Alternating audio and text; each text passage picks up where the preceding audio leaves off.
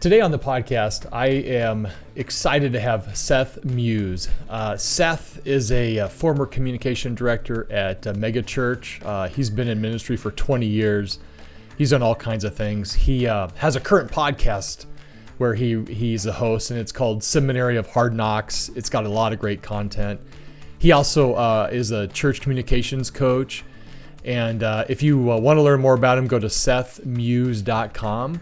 But today we're talking about just what church communication directors are dealing with and how they can navigate this pandemic we're in right now and just the cultural change that's happening inside the church. So I hope you enjoy. Well, hey, Seth, thanks for joining us today. Glad to have you on the podcast. Yeah, my pleasure, Jason. Thanks for having me. Yeah. So we were just chit-chatting a little bit there. We could go on and on about where churches are when it comes to the digital ministry or discipleship. And it's funny how churches all over the board.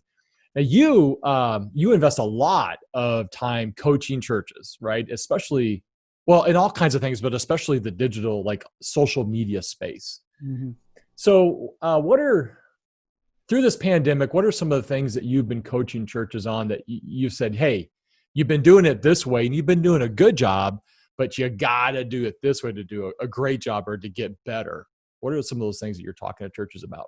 Yeah, I think the biggest thing, most churches right now it's a difference between what they're focused on in the panic mode and what they need to really, grow and expand and continue. And I think what most churches are focused on are, oh no, we don't have tools, we don't have equipment, we don't have know-how in these certain areas that we now have to have absolute know-how and the best equipment and all these things. And that's not necessarily true. The biggest issue for churches right now during the pandemic is getting around the mental block of their priorities and the procedures and things that we have defined ministry as in the past. It's like we're revealing what the pandemic is revealing about churches is that we may have had a little bit almost to an idolatry view of in-person buildings, meetings, from as ministry. And I think getting around the paradigm shift of the world doesn't necessarily work that way only anymore. It's seeing ministry as something bigger than just face-to-face, and seeing how digital spaces contribute to ministry and can actually contain ministry in some ways is something that I don't think I had a client say that we're freaking out. We saw the future. We were trying to do, something that was going to take 15 years, and suddenly we have to do it in 15 days and didn't know what to do. Didn't have resources, didn't have manpower, didn't have any of that. And I think that's a lot of churches, so I think that's been the biggest issue is just getting not only church communicators, because we kind of already saw some of this, but getting pastors and leaders to, catch up to this idea that ministry could be online in some ways, and not completely, but and how that can be ministry, partnership with, your in-person ministry, and how it fuses together and becomes your ministry in general. So I think that's been a difficult thing for churches to figure out is what does that look like? And I think the biggest block to that is just getting their head around that digital is okay to call ministry. And if we could do that, it unlocks, this whole what could that look like? Because we were talking earlier, that it seems like the church has this understanding of it should just be natural. Like, okay, I got to do ministry here in this space now. So what am I going to do? But we have just not seen digital as ministry for so long that it's almost like we have no idea what to do with it. And it's just a new context, and ministry is still ministry. It's just a new context. It's almost like a missionary going to a new country. It's like, what would you do? You just do that for digital, and it should be natural. It doesn't seem natural. So when I coach, it's like that is a big issue. And the second issue that I always try to deal with is just internal communications among staff, especially right now, because we're also spread out and remote, and this is totally new for so many people, and it's difficult. So helping staff communicate better, be on board with each other better, understand what's happening in the church better, and just finding that ways to build that internal infrastructure has been a challenge as well. Yeah, you and I were speaking earlier about the some of the models when you think about like Blockbuster, right, and how they collapse because they're almost arrogant enough to think, we'll just build more brick and mortar stores and people will keep coming, and they took their eyes off where people are wanting to go to, right? And so Netflix, that's why Netflix exploded and Blockbuster failed, and so you think about where we are as in the Big C church and kind of where the big church is going, and the concept and the idea that we can't be so arrogant enough to think that they're just going to come in person. Like it just isn't going to happen. You have to put effort into that. And I see that happening. Like you probably see that happening. It's like churches are starting to, the leadership is starting to go, hey, maybe we need to reallocate funds, reallocate staff, or reallocate ministry focus to figuring out where does discipleship begin, and can you do that online, and kind of all that. And so I'm starting to see, at least at Missional Marketing, what we do is we try to take content that's being created and repurpose it to be put online so that Google can crawl it. Yeah. How are you seeing that being done when it comes to other platforms like social media? Like are you seeing that churches are doing a good job, or they're figuring out how to take their content and repurpose it? Yeah, some are. What the new challenge to that, before we used to say like your weekend service is a content production machine. You've got video, you've got messages, music, you've got, I don't know, everything else you do in a service. Mm-hmm. So find ways to slice that up, take that through the week, do that. That's kind of easy, but a lot of churches weren't doing that. But now you don't have that, really. You may have, you don't have it like you did. Yeah. You have your message, but it comes in parts and it's online, or, it's just different now. And I think that churches are realizing just how much space there is to fill online, and that they don't have the content. So now what is the struggle is trying to figure out, okay, well, what kind of videos should we shoot that have nothing to do with our service? Because we need that kind of content too, blog material or vlog material for YouTube, that type of stuff that Google loves to crawl, that when your website continually updates and changes, it loves to find new things to show you. All those things that are now contributing to whether or not people are showing up at your service in ways that they haven't before. They were always important, but now it's like, that's what you got. It's like you taking them from a search to a live stream. It's one click, it's right there. And that's what you're trying to do mostly. So when you feel like you're trying to get back to some kind of normal and get away from all that, it's just, I don't think we're ever going to get there again in the way that we were, but we have to look at our budgets. We have to look at it in real time as, this is something we need to really put effort into, and that videos like how to study the Bible and what is, what's my daily devotional video for my pastor shot with my iPhone, posted to Facebook, and that type of thing matters so much more than it did. And it mattered before, but it's so much more now because it's a way of discipling your people through the digital space. And what's hard to understand, I think, for pastors is that they're not physically present when the discipleship takes place, because people may watch that video 10 days after you posted it. Yep. And you have no idea, so how's that ministry? Well, it is. It's just, you're not really present for it. They have to connect with you. So you have to kind of plan for that. So I think there's a lot of little factors there with, repurposing your content that, you don't have as much content. Like right now, like what are your church photographers doing? What do they take photos of? There's nothing, they're not there. It's like there's nothing to take photos of. So your social media probably is suffering because if you typically rely on your photographers dumping, 8 million photos of your band, or, that classic silhouette hand in the air and the blurry band in the background photo that everybody needs, that, it's like, if you don't have that, what do you have? Oh no. It's like, well, take pictures of real stuff, man. Not that that's not real, but take pictures of stuff like what's going on at your house. Take photos. Get your people to take photos. You have to dig a little deeper and mine. It's almost like mining. You have to mine your own audience for content. And I mean, user-generated content is what we call that. When others provide it for you, you don't even make it, and you just share it. But that honestly performs better on social media than most of the stuff you make, and that you shot with enough studio with thousands of dollars of lighting and camera. It's just it's the way the world is.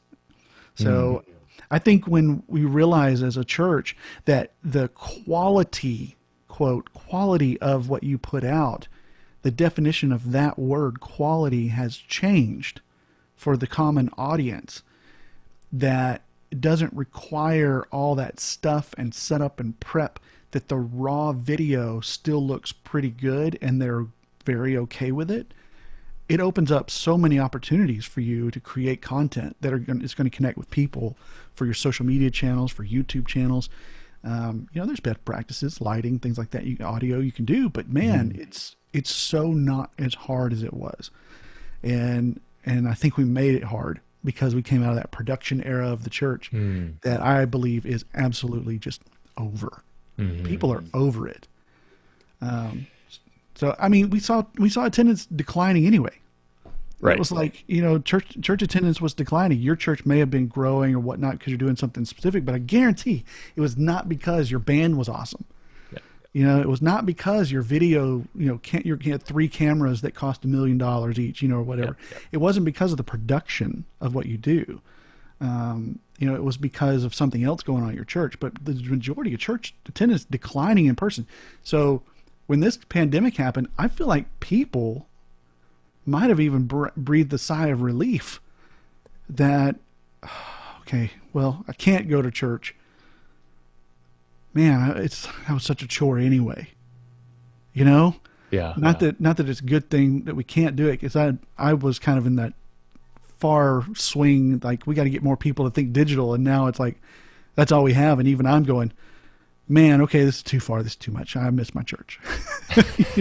I'm a super introvert, and I'm just like, oh, I need to get back to church. So I'm not advocating for not going to church in person, but it's like you try to get people to come this way so hard, you end up being like overcompensating in your own life, and now you got all of it you want, and it's like what God always does. Like, that's what you think you want? Well, here's a bunch of it.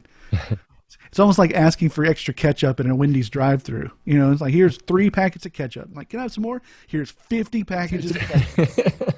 It's like, I don't want that much ketchup, man. Put them in your glove compartment. You forget about them. For real. It's like, I'll use that. That's my oil and ketchup.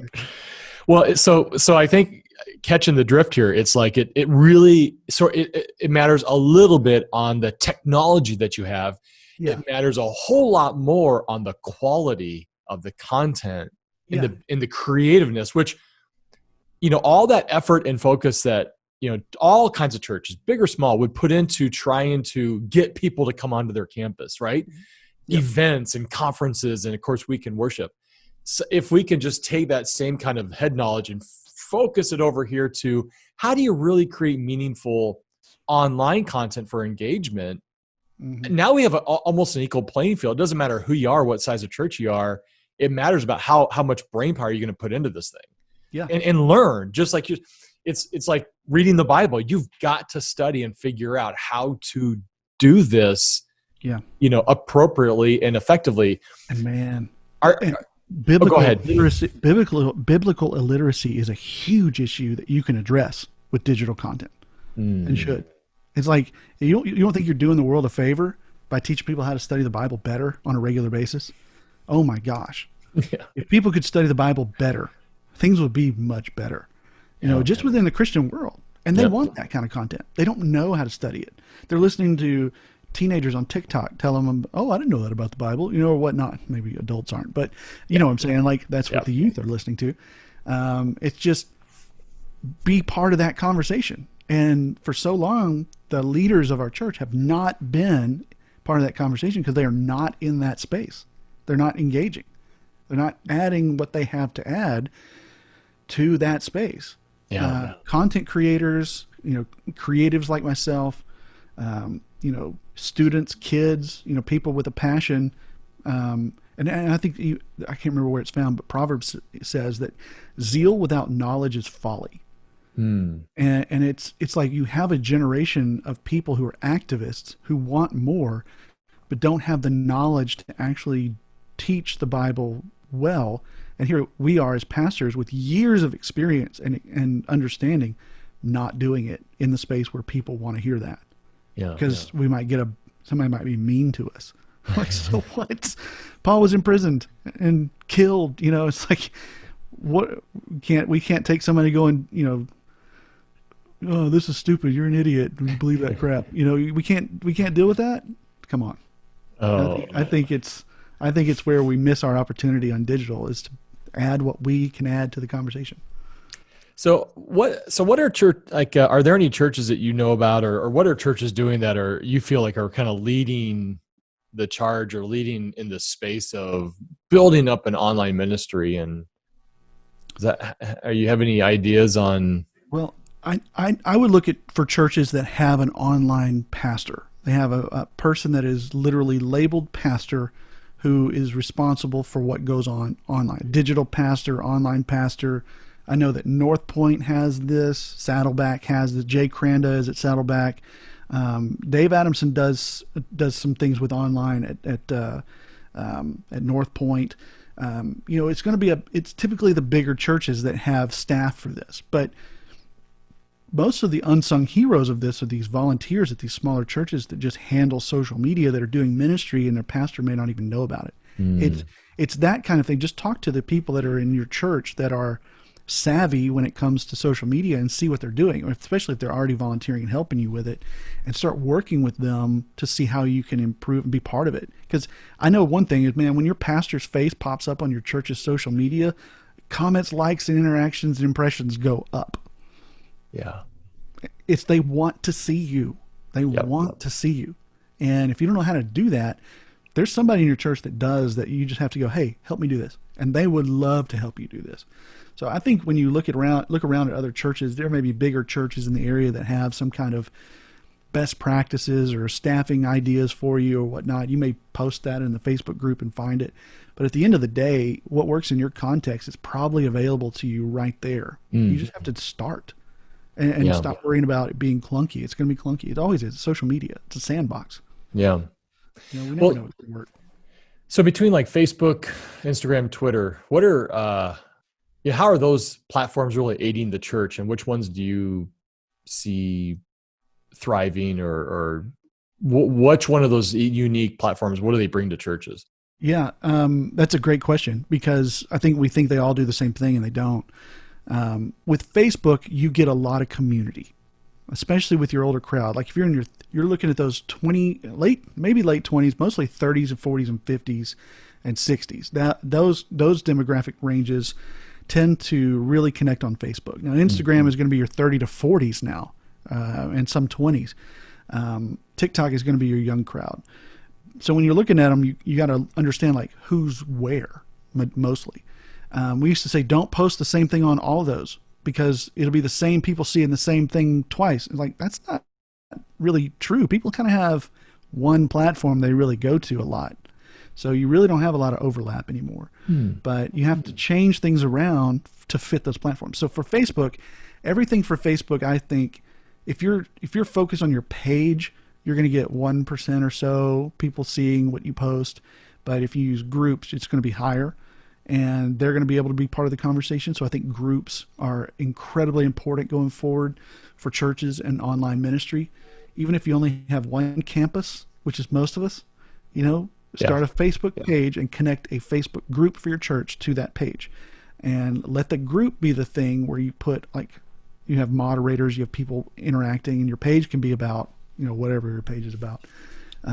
But I think community is a big focus for Facebook. You have to talk. You have to focus on conversations and community for Facebook. And I think if you do that, and that's first, not how flashy and cool is this content, that's going to help you win on Facebook. And that's what it brings. With Instagram, which is also owned by Facebook, it's a different platform. Mobile only, pretty much. I mean, there's desktop versions, but who cares? But it's a mobile thing about photography. So let your pictures speak on Facebook.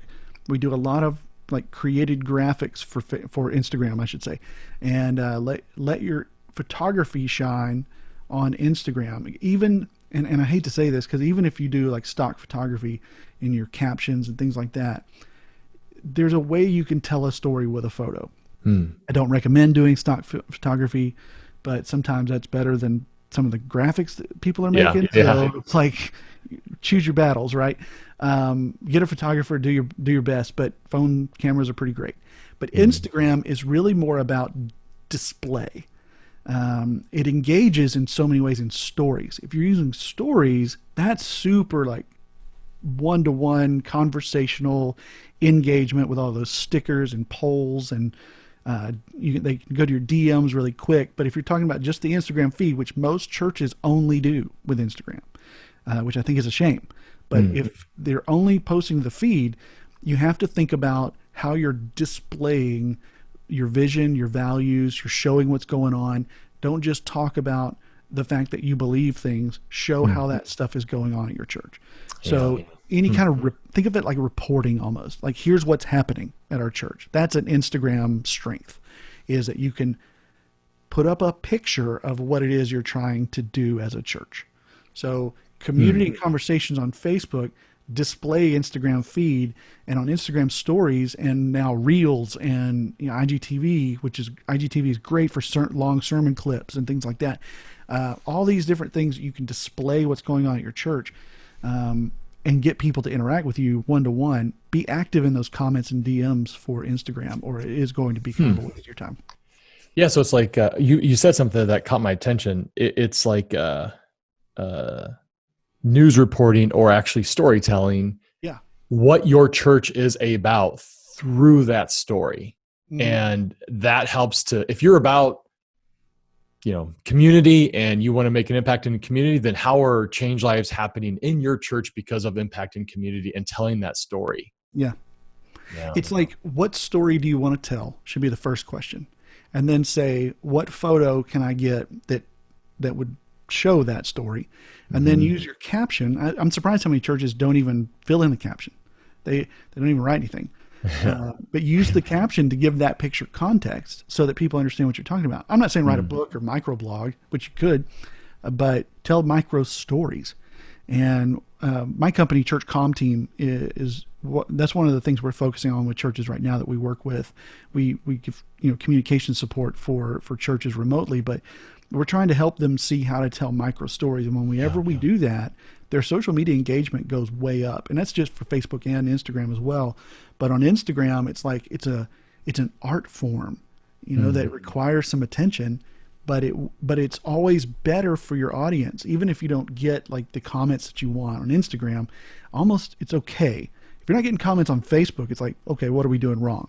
But if you're not getting comments on Instagram feed, it's like, all right, are we getting DMs? Because what happens is we put out this content, we work hard, and then people respond, we don't talk back to them. And that's a huge part of both those platforms' algorithm showing it to more people, is if the church or the creator responds conversationally. So, there's so many elements to this that you need someone who's focused on it. As far as Twitter goes, I don't know how Twitter serves the church, to be honest. I don't ever use it. I think that your staff can definitely use it. You, as a pastor, you can use it individually. And we definitely see some pastors using Twitter as themselves, not the church Twitter. Right. I think that Twitter needs you to be personal in a way that is unlike the other two. Yep. So as a church, I don't see a lot of use for Twitter, to be honest. I'm sure there are uses. I never focus on it or worry about it at all. When I ran communications for my last church, we just shut it down. We didn't even do it. Yeah. And that's the other thing. It's like you don't have to do them all. Do the one that works. Facebook and Instagram are the big two to me. People are going to always start with Facebook, but I think that you should move to Instagram first mentality. Because when you do that, what you post to Instagram can be translated to Facebook easily. What you post to Facebook cannot always be translated to Instagram easily. So if you think Instagram first, you'll be okay on both. So that's that. And plus, you got your 30s and 40s of those young families you've been trying to reach for so long. They're on Instagram. That's the parents, and what you do there is going to matter. So that's right. Anyway. Well, let's change gears. Let's talk about church communication directors, right? So I know you guys do a lot of consulting and you talk and help a lot of church comms. You're a former church communication director, so am I. Yeah. And so from what you're seeing, what are church communication directors struggling with? Where do they need assistance? What kind of questions should they be asking leadership in this time? Sure. I think they're struggling. Firstly, they're middle management. And it's always hard to be middle management. You have leaders who are above you making decisions, and sometimes you're not privy to what's going into those decisions. So you get it. It's just like anybody else. You get a decision handed to you, and you're like, "What?" And, I don't know what to do. And then you also have, your team or volunteers, or you're by yourself, and you have to work with others that, maybe that are under you in the org chart or peers with you in the org chart, whatever. And you're trying to get some things done. And right now, people do not want to hear about requests and systems when everything's shot, Right. Like, are you telling me I have to turn in a request that's fully, I don't know what's going on, man. And I'm like, I don't know what's going on either, but I know I can't get anything done if you don't give me the info. So you got to get the info. So we're chasing down things probably more than we ever have as communication directors.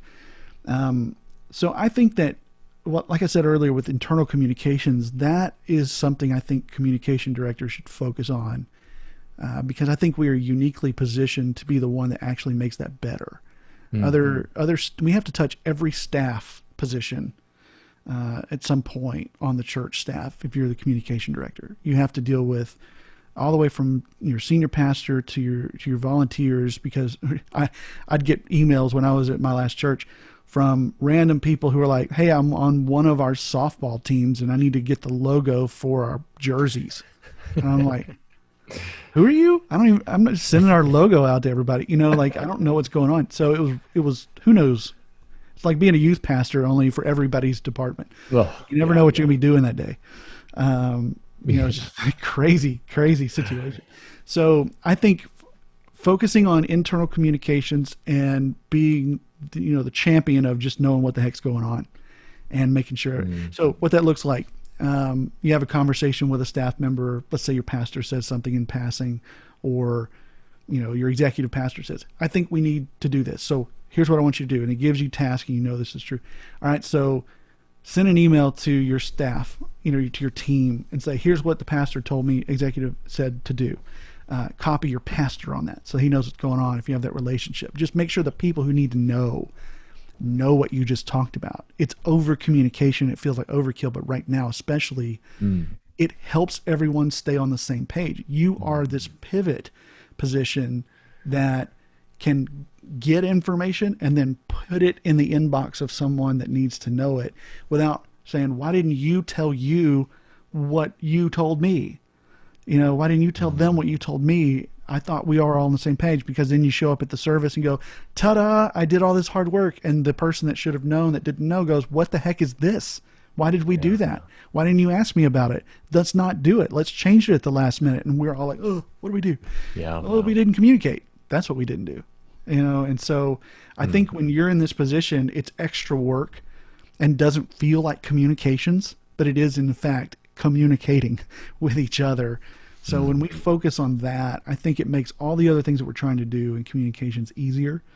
And especially if we have a team that we're trying to lead, if you're blessed to be able to have people that work with you in the same department of communications, then the hardest thing is being middle management and just being the informational hub for the church and making sure that everybody knows what they need to know and has the info they need. And you have that makes them want to give the info to you as well. Like, "Oh, Seth is our comms person, and he always tells me a bunch of stuff. So when I find things out, I have the precedent now. Like, oh, I need to tell Seth this. I wonder if he knows." It's like they help you out. So it just develops this culture of communicating well within, our staff and leadership. Much less how do we communicate with our people? It's the infrastructure that makes the external communications work. So I don't know. That's what I think communication directors should really focus on right now. Is that not the overproduction of content, the as far as like the shine. You're going to overproduce a lot of content. Mm-hmm. You know, you're in overproduction mode. That's fine, but over communication mode needs to happen as well. Yeah, that's really good advice. Because I think probably for you, and the same thing for me, I felt like such a burden to make sure that your event was super successful, you know, and they would rely on me and my department, my team, to make sure that there was plenty of people at their event. Well, that's not happening anymore, right? And you may not even be under the same roof anymore because of the social distancing rules. And so I think that key of, in my opinion, obviously over communicating with the staff, incredibly important. You don't get into a bubble. That's such that just causes storms, fires that you don't want. The other thing I think is you in this space and in this new, it's not a new digital age, but in this new direction that we have to go in, I think communication directors just kind of constantly be fed. They need to listen to guys like Seth here. You got to absorb what's going on around you outside of your world so that you can bring it into your world. And really, leadership up, like go up to leadership and inform them about what we should be doing, why we should be doing it. And not just going, hey, I have a wild idea. No, I have an idea and here's why, and here's what I've seen happen before. And this is the result we're could expect if we go into the space. Right. I think that's what a good communication director should do is don't try to feel like you can do it all on your own. You don't have to. There's so many resources, guys like Seth and missional marketing, that you can go and learn a ton about how to do this effectively. Yeah. And that comes out of relationship. You know, it's the value of that. Just walk down and hang out for a second, ask how the kids were. A quick story. There's a guy at my former church that I'm still friends with today. He just does the marriage ministry there. And, his name's Brock. And Brock was talking about, he has Reengage 3 nights a week, all these different campuses. And he's, it's crazy, right? Huge ministry at the church.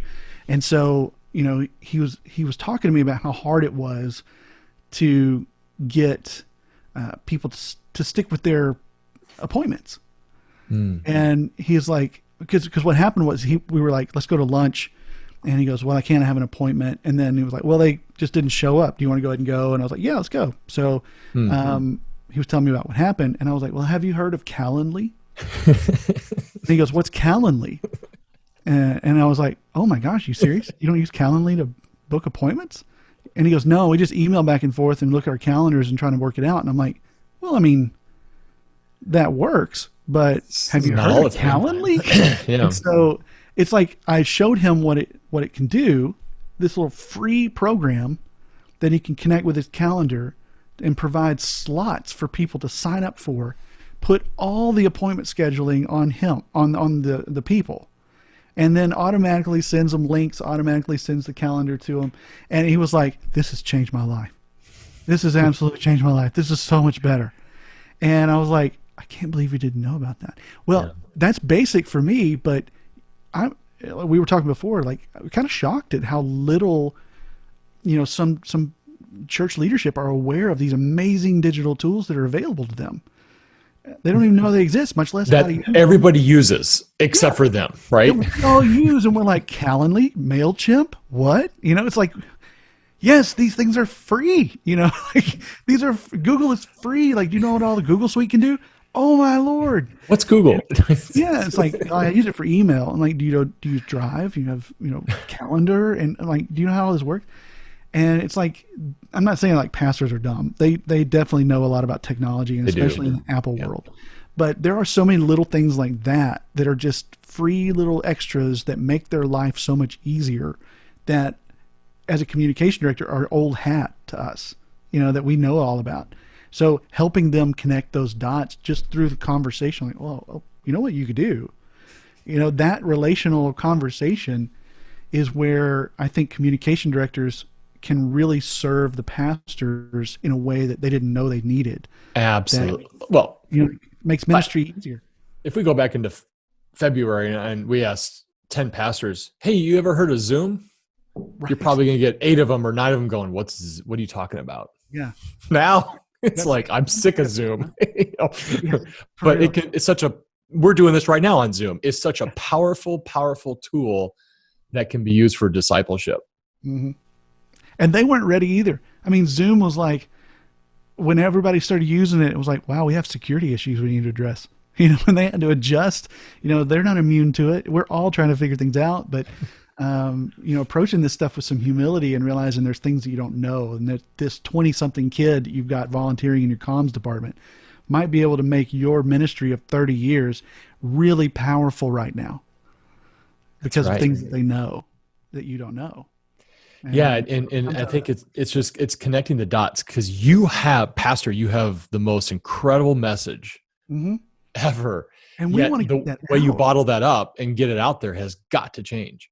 Yeah. And we want that. Like, communication directors are not the wet blanket that you sometimes get pegged as well, we can't do that, and here's why we can't do it, and we need to not do that. We need to not be that way. But because we're typically more how people than wow people in general, and so the wow people are typically the pastors who go, wouldn't it be great if we did this? And we're like, well, how would we do that? And it's like, oh, sad trombone. But we definitely have the know-how to make those things happen and want those things to happen. For you and your ministry. We want to see you reach more people. We want to see the message be seen by more people, and more people come to Christ. I mean, that's why we do this. Exactly. It is so important to us that you do it a certain way, because it's more successful, which means more people hear the gospel, which means that what you're trying to do and what we're trying to do are the same thing. So understanding that, that's the mission behind why do we nerd out over Google and how many people saw a video? It's because that matters to their eternity. Yeah. And we want to we're doing our part to help them with that. And I think sometimes we don't see that as we're all trying to do the same thing. Yep. Well, as we kind of close up here, this has been amazing. Thank you so much for your input. Talk to me a little bit about what you're doing. How can churches connect with you? How are you helping, and where do churches go to learn more about Seth and what he's doing? Right. Well, personally, you can go to sethmuse.com. I blog, podcast at the Seminary of Hard Knocks is my podcast. You can subscribe to that. Would be great. For the church, where I could probably serve you the most is why I left the official position of my church, is to start a company called Church Comm Team, which you can find at churchcommteam.com. And what it is we are remote communication support for churches who desperately need it. We can either lead your team or support staff you have there when it comes to social media or website development, things like that, creating ads, creating all the things that you have to do. You get a team of professionals for less than the price you pay of a full-time employee per year. And it's a good deal. And we price it that way to be a value to churches, because that's my heart.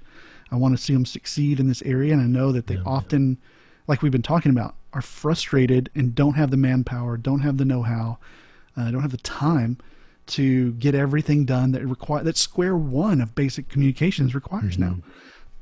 Square one of communications has grown from what you need to be a basic functioning digital communications hub for your people is so vast, from website SEO, Google search stuff, which you guys do a great job with. Website development, social media content planning, all of that, project management. We do all that. So it's a company that is really important to me. I believe one of the reasons I left my one church is so I could help multiple churches, because we saw a need. And right now it's going well. We're having a blast doing it. We're working with churches from Texas to Florida, and it's which I'm in Texas, but taking on new clients for 2021 and in the fall, and we're having a great time doing it. So churchcommteam.com is what I'm really focused on right now, or you can subscribe to my podcast, The Seminary of Hard Knocks. That's how you connect with me. Yeah, and I'd encourage you to do that, because looking at your podcast, you guys put out a lot of great content, a lot of stuff that any church staff member needs to listen to, right? And it's not like don't be so arrogant enough to think that, well, our comms team, they're the ones that handle all this stuff when it comes to digital. No, I think the whole staff needs to learn about where this is going. And it's just, in my opinion, the church comm guy is the one who's going to go deeper into it, but we all need to learn. So right. No matter what position you play, if you're a volunteer or you're the lead pastor, be tuning into this stuff, absorb it, and have a conversation with Seth about what that could look like. And I'm just a big fan. I did this at my church. I believe in surrounding myself with vendors, or volunteers, but vendors that were experts at what they did and with good value, right? It's not like we're, trying to take advantage, but I never liked it when somebody said I should pay, X amount of dollars and this is all they do. I was more about like, what kind of value do you bring in terms of helping me achieve what my mission's about? And, price isn't really the biggest thing at this point. It's I want to put out really, really good quality, and I want to put out in good, a good amount of time, like a timely quality, right? Price doesn't really always matter at that point, but I'm just such a big believer in surrounding myself with people that are talented who know what they're talking about. Yeah. Seth knows what he's talking about. So I'd encourage you to reach out to him and have a conversation, and just, if anything, just absorb and learn it. I think you and I both have the same heart. As I lead our company, it's all about educating and equipping. Yes. Because I want you to win. When the church wins, we all win. That's one of the benefits that we offer is, like, especially in our top tier, we'll come in and actually do a whole seminar for your whole staff. Yeah. Most tier, to tell them how to be part of social media. Why is this important? Why is digital important? Good. Whether it's quarantine time or not, it's going to be always important. It's like you've got a kids pastor who could be killing it on Instagram or social or TikTok or whatever, and they aren't doing it at all. It's like, how do you show them what they can do and why they should do it? It's like, that's part of what our company does is we don't just focus on executing tasks. It's about coaching and training for your staff, for your leadership.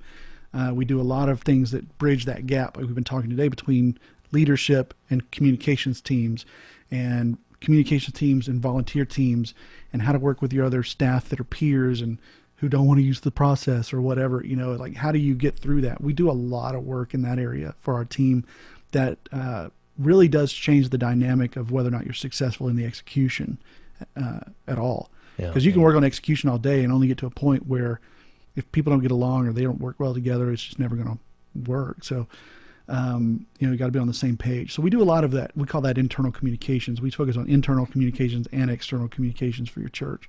And, because that's a big deal, because it's a huge deal. You got to go train people how to, they don't know how to do it. I used to run 30 something Facebook groups for my last church. The only way we did that is because I had people on staff that were responsible for each of these groups, trained them how to do it, gave them content ideas, followed up with them. We even did like I don't know, was it sundaysocial.tv, and I'd grab some graphics, say, here, share some of this, and just easy low-hanging fruit is out there that your comms director can help with. But your staff have to be on board with doing it. And the only reason they did it is because we started a group. We were starting a campus, and we took a Facebook group and grew it from 180 to 1,000, launched with over 1,000 people. And I think that Facebook group was a big part of it. Wasn't the only reason, but that was a big part of it, because everybody got involved. They started doing, the people were so excited to have that campus in their area. They started to organize high school small groups and meetups and get-togethers, and our staff were like, whoa, what's going on? What's happening? We're not ready for that. I'm like, people are ready, man. They're not waiting on you.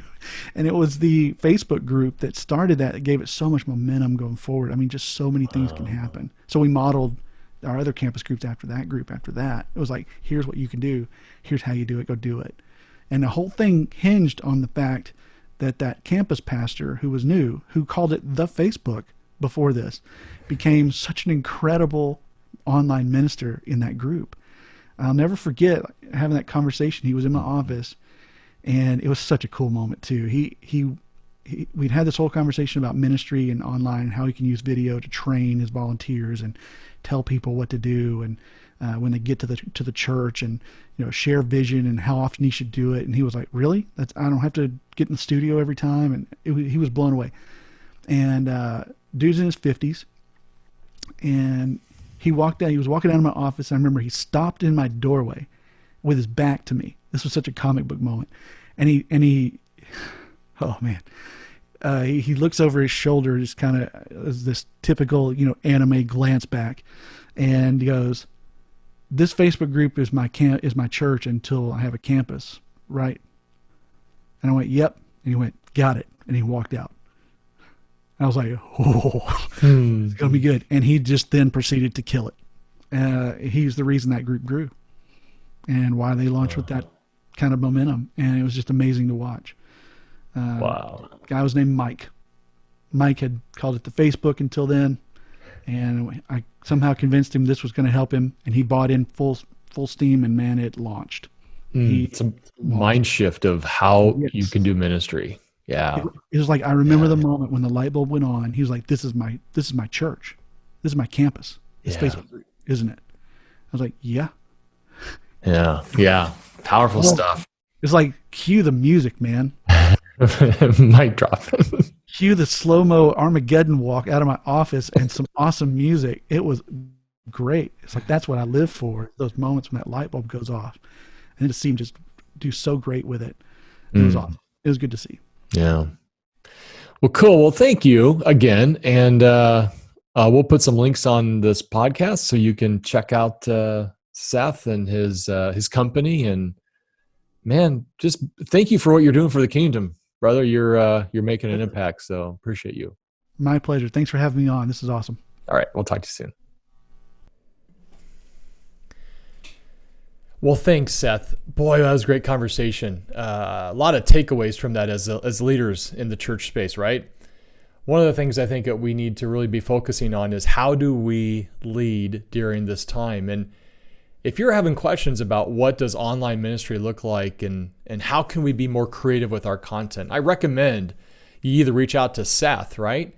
So Seth has his website. You can go there, sethmuse.com, or you can certainly go to churchcomteam.com, or talk to us at Missional Marketing, right? We'd love to help you understand how to get better when it comes to creating an online church culture, much deeper than just putting your sermons out on the weekends, right? It's a lot more involved in that.